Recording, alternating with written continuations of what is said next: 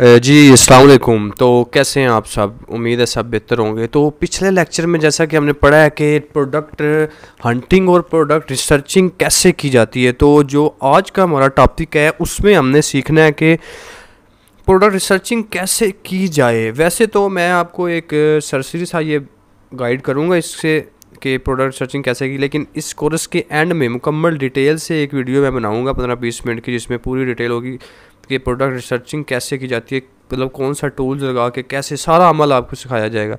तो product researching के लिए आलात की ज़रूरत होती है जिसकी वजह से ये तजर्बा लगाया जा सकता है या तज्जिया किया जा सकता है कि कौन सी प्रोडक्ट बेहतर है। अब देखें, आप अमेज़ोन पे आते हैं तो अमेज़ोन पे अब मिलियंस ऑफ नंबर देखें प्रोडक्ट आपको मिलेंगे, कोई एक आधा प्रोडक्ट नहीं होगा इधर। तो आपको अगर जानना है जी इन सब मतलब कि 10 लाख प्रोडक्ट में से सबसे बेहतर एक कौन सा है, तो आप ऐसा तो अंदाज़ा नहीं लगा सकेंगे कि कोई एक प्रोडक्ट बेहतर है। अब उसके लिए आपको डिफरेंट टाइप ऑफ टूल्स की ज़रूरत होगी कि कौन सा टूल्स बेहतर है फॉर प्रोडक्ट हंटिंग या रिसर्चिंग। तो वो टूल्स आप यूज़ करके उसमें आप अच्छे से पता लगा सकते हैं कि ये प्रोडक्ट बेहतर रहेगी या ये प्रोडक्ट बेहतर रहेगी।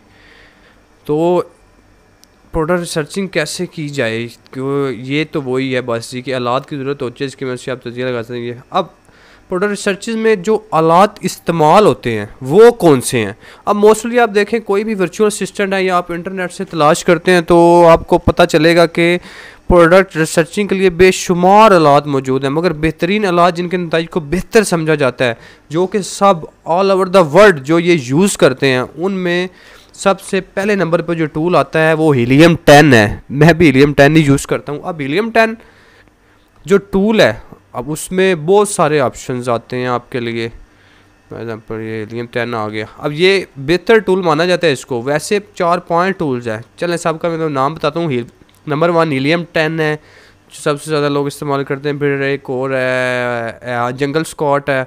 उसके बाद एक ई ग्रो है जो मोस्टली वो इस्तेमाल होता है अरब ममालिक में, जैसे कि यूएई में।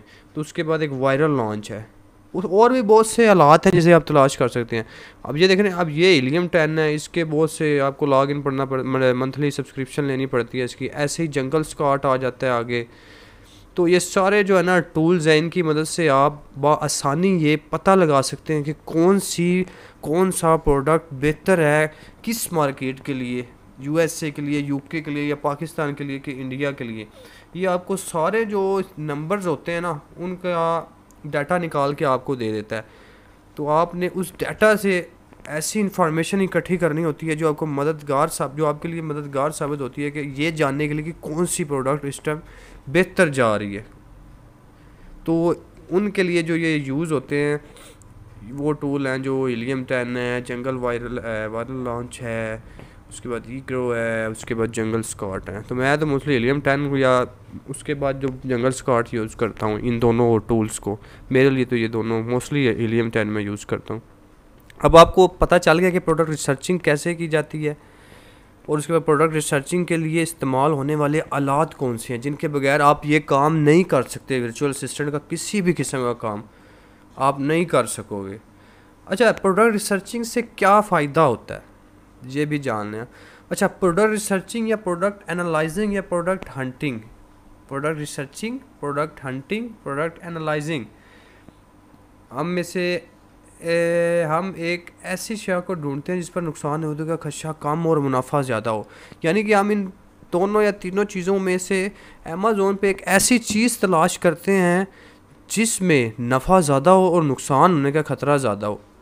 अब फॉर एग्ज़ाम्पल ये बंदा टी शर्ट सेल कर रहा है। अब को जी मैंने भी ये टी शर्ट सेल करनी, हो सकता है इसकी सेल इसके पास भी कम हो जो ऑलरेडी इस पे सेल कर रहा है, तो वो आपको नुकसान होएगा। आपको ऐसी प्रोडक्ट तलाश करनी है जिसकी सेल अच्छी हो, जिसका प्रॉफिट अच्छा हो, आपको भी फ़ायदा हो और उसके मालिक को भी, ऑनर को भी फ़ायदा हो, स्टोर को। यानी कि मुनाफा ज़्यादा और खदशा कम से कम हो, या ज़्यादा ना हो कि आपने 2-3 लाख डॉलर की इन्वेस्टमेंट की है वो सारे डूब जाए।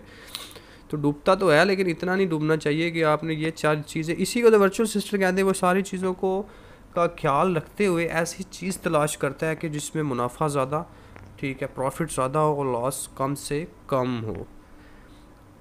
अच्छा, प्रोडक्ट अमेज़ोन पर प्रोडक्ट को ढूंढने का मकसद क्या होना चाहिए हमारा? कैसी प्रोडक्ट ढूंढनी चाहिए जिससे सेल रेवेन्यू जो हमारा ऊपर से ऊपर जाता है, प्रॉफिट रेवेन्यू ऊपर जाए और जो तरक्की करता जाए हमारा प्रोडक्ट। तो इसके लिए हमें एक प्रोडक्ट को ढूंढने का मकसद हमारा क्या होना चाहिए, कैसी प्रोडक्ट को ढूंढना चाहिए।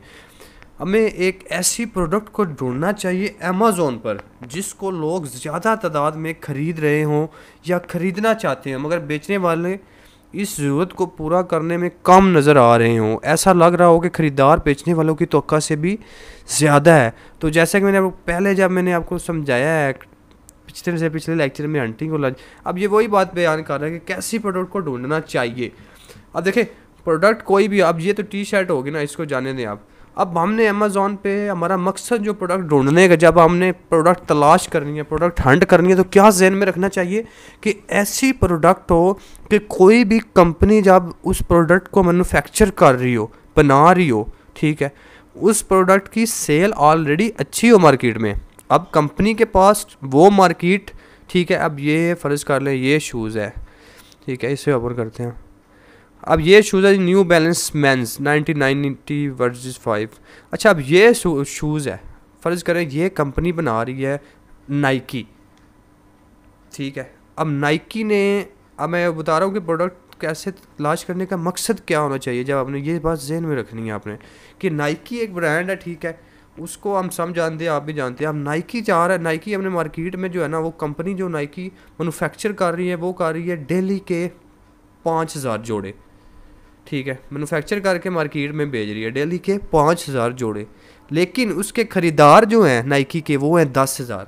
अब नाइकी कितना बना रही है, नाइकी के पास कैपेसिटी जो मैक्सिमम है वो है एक दिन में 5000 जोड़े की, लेकिन उसकी जो कस्टमर डिमांड है वो है 10,000 की।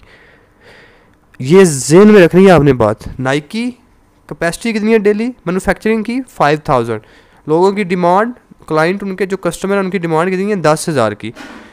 अब हमने पता क्या तलाश कर, ऐसा प्रोडक्ट तलाश करना है कि जिसकी मैन्युफैक्चरिंग कम हो रही हो, डिमांड ज़्यादा हो।